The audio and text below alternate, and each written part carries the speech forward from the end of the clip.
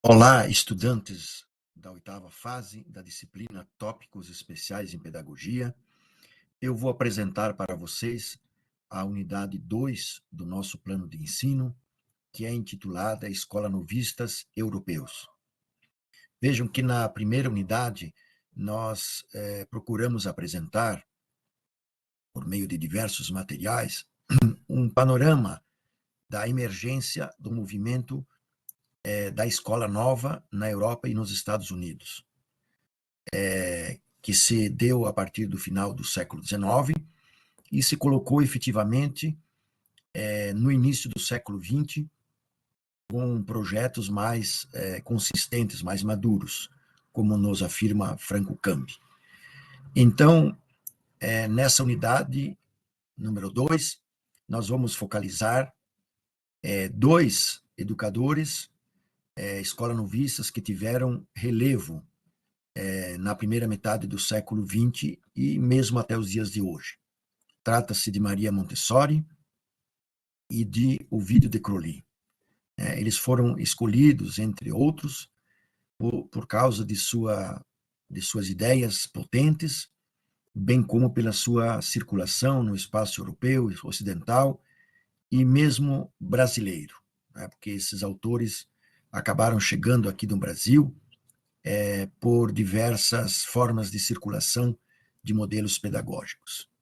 Então, eu vou apresentar, então, inicialmente, o ponto 2.1, Maria Montessori e a autonomia da criança.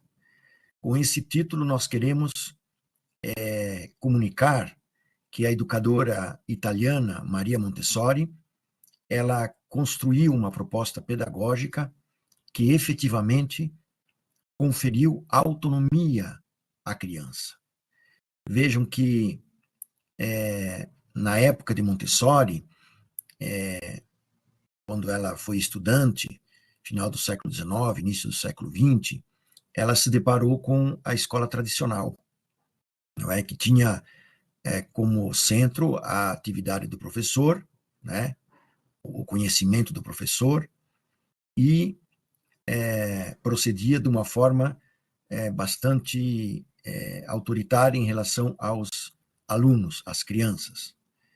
E, nesse sentido, Maria Montessori, que inicialmente fez o curso de medicina, não é?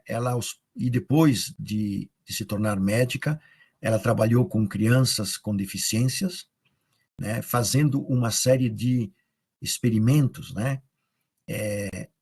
Em boa medida inspiradas em médicos franceses, como Itard. Ela vai, aos poucos, construindo novos materiais de aprendizagem, que vão conferir um grande protagonismo às crianças.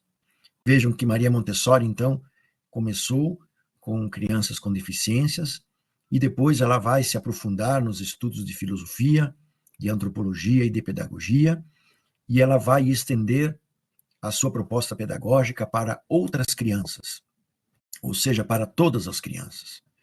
E nessa direção, é muito importante dizer que um grande ponto de partida do projeto de Maria Montessori se deu por meio da fundação da Casa dei Bambini, traduzindo Casa das Crianças, mas é mais conhecido já no mundo pedagógico como Casa dei Bambini, em 1907, num bairro socialmente vulnerável de Roma, a capital da Itália. Então, aí, nessa experiência, se colocam em prática, em ação, né, a criação de um ambiente muito específico para a cultura infantil, não é? Ela vai construir um mobiliário específico para as crianças, e nesse sentido ela é uma grande pioneira, e ela vai também colocar em movimento os seus materiais, né? Que hoje em dia se chamam os materiais montessorianos, né? Que procuravam explorar os sentidos, né? A educação sensorial.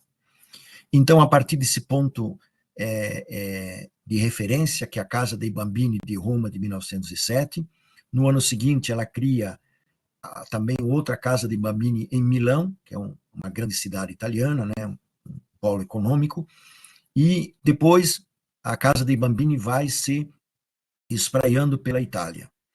No entanto, é importante dizer que entre os pedagogos do chamado movimento da Escola Nova, a Maria Montessori foi aquela que mais circulou pelo mundo. Tá? Então, vejam só, em 1913, por exemplo, ela faz a sua primeira viagem aos Estados Unidos. E nesse país da América do Norte, o método Montessori vai ter uma grande circulação e um grande uso. Né? É um país que vai adotar efetivamente, né, em muitas escolas, o método Montessori. Inclusive, as primeiras ideias de Montessori que chegaram ao Brasil vieram pelos Estados Unidos, no início do século XX, na segunda década do século XX, mais especificamente. E nós devemos levar em conta que ela andou por outros países também, europeus, não é? E morou na Espanha, em Barcelona, depois ela morou também na Holanda, e na época da Segunda Guerra Mundial, um pouco antes de começar a guerra, ela foi para a Índia. E por causa da guerra, ela ficou na Índia vários anos, né, praticamente todos os anos da Segunda Guerra Mundial, que foi longa, né, teve 6 anos de duração. E aí ela vai reinventar a sua proposta pedagógica, não é? E escreveu outros livros na Índia, não é? Então, eu gostaria de sublinhar, né, que a importância da Maria Montessori como uma grande pioneira da educação infantil, né, procurando reinventar a infância. E dizer que o método montessoriano ele é utilizado em várias escolas no Brasil e em outros países, não é? E as suas ideias são muito atuais, né, no sentido de colocar a criança no centro do processo de aprendizagem, conferindo-lhe uma grande autonomia. Bem, de outra parte, o item 2.2 é o vídeo de Crowley e os centros de interesse. Vejam que de Crowley nasceu na Bélgica e em boa medida, desenvolveu a sua atividade pedagógica em Bruxelas, a capital da Bélgica, não é? E vejo que, assim como Montessori, de Crowley também se formou em medicina, e mais particularmente em neurologia. Então, ele estava conectado com essa série de chamados médicos educadores, né? Então, ele vai, também como Maria Montessori, ele vai fazer primeiro alguns ensaios com crianças com deficiência, não é? Na Bélgica e em Bruxelas, não é? E ele, aos poucos, então, ele vai migrando um pouco da sua atividade na área de medicina para a área da pedagogia. E, nesse sentido, de Crowley vai criar, em 1907, a Casa do Hermitage, L'École de l'Hermitage, em francês. Vejam que é o mesmo ano que Maria Montessori cria a Casa de Bambini.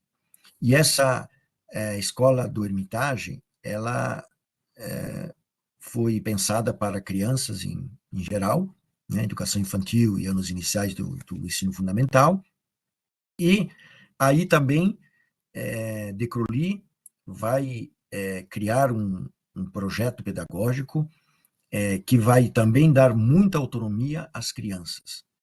E o conceito que ele vai cunhar e que vai se tornar conhecido, não só na Bélgica, mas em outros países, inclusive no Brasil, porque de Crowley chegou à escola pública brasileira, sobretudo a partir dos anos 50, é o conceito de centros de interesse. Veja, esses centros de interesse eram pensados a partir das necessidades das crianças, das pessoas, não é? Mas sobretudo das crianças, que são as necessidades de alimentação, de proteção, né, de trabalho e de recreação. Então, a partir dessas necessidades individuais e sociais, ele vai estimular que as crianças construam as suas aprendizagens a partir dos seus centros de interesse. Então, De Crowley também vai dar uma grande contribuição para o chamado movimento da Escola Nova na Europa, não é? E as suas ideias vão ser também utilizadas por outros pedagogos inovadores, né? Utilizadas e ressignificadas. Por exemplo,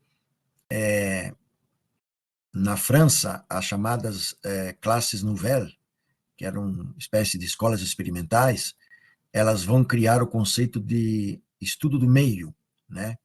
E vão se basear no conceito de centros de interesse de Crowley. E na escola primária também, né?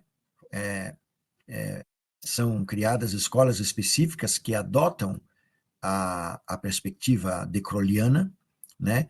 Ou também escolas públicas que se apropriam topicamente das ideias de Crowley.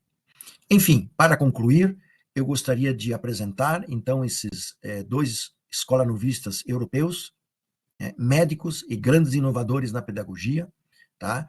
E, nesse sentido, vocês vão ter, nessa unidade, nos materiais de estudo, um texto sobre Maria Montessori, que é extraído do livro Pedagogias do século XX.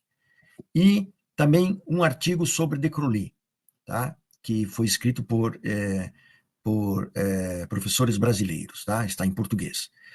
E também vocês vão ter aí à disposição alguns vídeos, muito mais sobre Maria Montessori, né? Que foi muito mais focalizada, inclusive pelo cinema, não é? Pelos documentários, não é?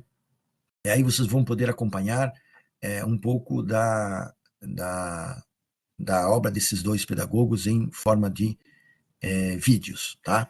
E depois, nos materiais de aprofundamento, nós vamos postar aí também uma série de textos, inclusive em espanhol, não é? Para vocês aprofundarem na medida que tiverem interesse, tá bem? É isso, gostaria, por fim, de entusiasmá-los, porque nós, nessa unidade 2, nós vamos estudar efetivamente dois grandes pedagogos que inovaram o campo educacional, colocando a criança no centro do processo de aprendizagem. É isso.